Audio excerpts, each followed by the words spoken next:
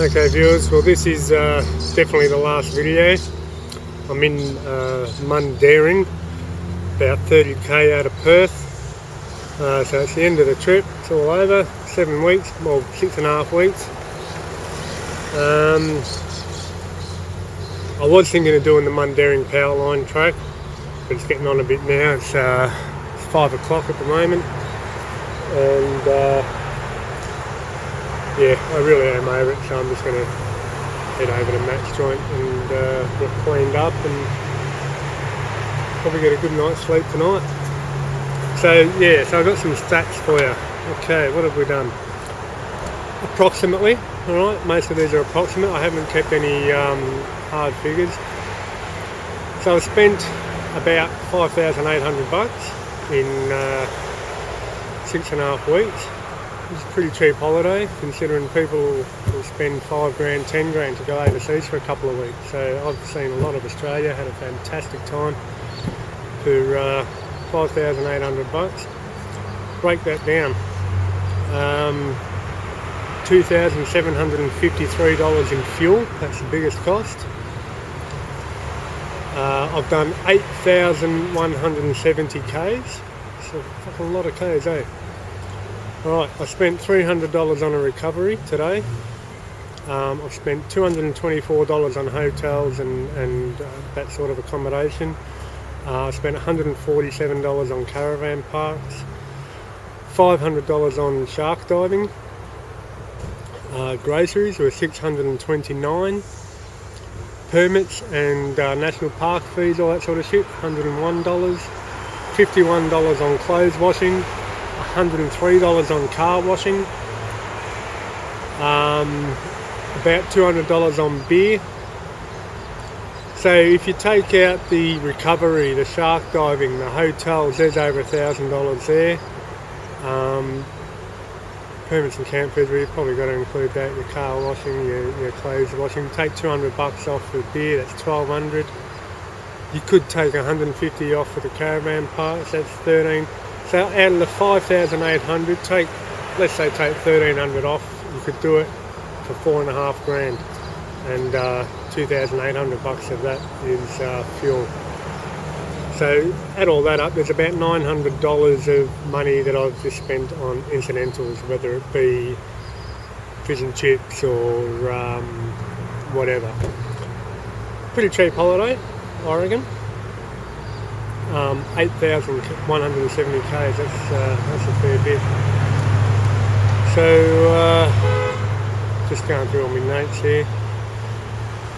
So at the start, the first video I made, wasn't really feeling into the trip. I think I was more getting used to the idea of leaving Melbourne and not seeing the kids and grandkids whenever I wanted to, sort of thing. But to the end of the trip now, like just having a ball, loving it. I don't really want it to end because I've got to be in Perth with my nephew, doing him a favour, so got to do that. I've really decided on this trip too, I think I need to get myself a loving partner. Do it with someone else next time. It gets a bit lonely on your own. That's what I was going to say earlier on the previous video, about my mind, you know, panicking and my mind playing havoc and shit. 7 weeks on the road on your own. I've met people that travel and shit and been on their own for 15 years, and most of them are all like fucking crazy, right? Obviously 7 weeks on my own is enough to make me go another 7 weeks and I'd be so yeah, it's time to get back into town, or find someone to do it with, someone to share the whole experience with. It'd be a lot better. So there's that. What else have I got?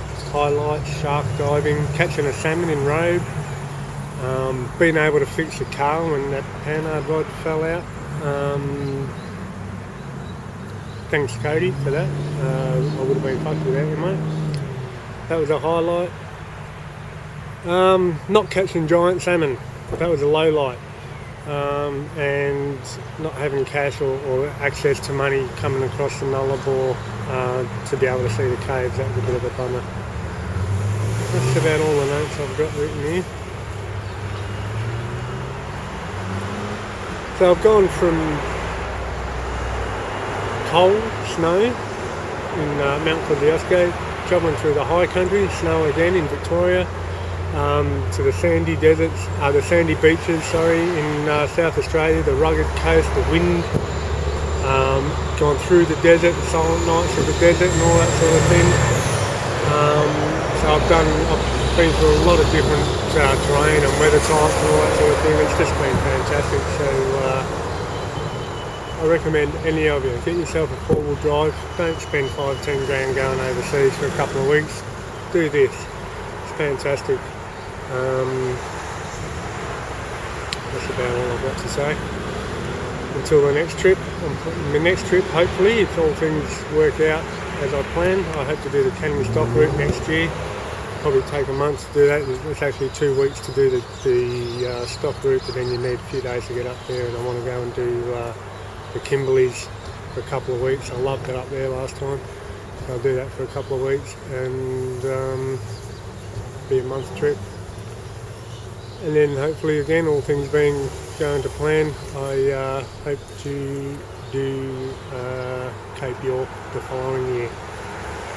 So something to look forward to. There'll be more videos for you guys, and more dramas and excitement and all that sort of shit for me. So till then, take care and keep smiling, stay happy.